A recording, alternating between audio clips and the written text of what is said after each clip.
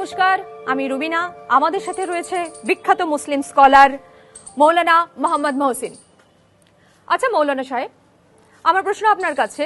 হায়দ্রাবাদের বিখ্যাত রাজনীতিবিদ এবং আইনজীবী আসাদ উদ্দিন ওয়েসি বলেছেন যে ভারত মাতা কি জয় এবং বন্দে মাতরম বলা ইসলাম বিরোধী। একজন বাঙালি মুসলিম হিসেবে আপনার কি মতামত?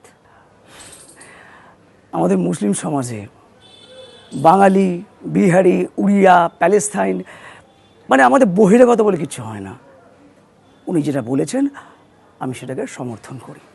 বেশ, তাহলে মুসলিম মহিলাদের লক্ষ্মীর ভান্ডার প্রকল্পের নামে নেওয়া টাকা ইসলামকে সাপোর্ট করে? মানে আসলে ওটা তো সরকারি প্রকল্পের টাকা না মৌলানা সাহেব, ওই প্রকল্পের সাথে হিন্দু দেবীর নাম জড়িয়ে রয়েছে। টাকার বেলায় সমর্থন আর দেশের বেলায় বর্জন, এমন দ্বিচারিতা কেন? মানে ধর্মের নামে নেওয়া সুবিধাবাদ মানেই আসলেই তা রাজনীতি, ধর্ম পালন নয়।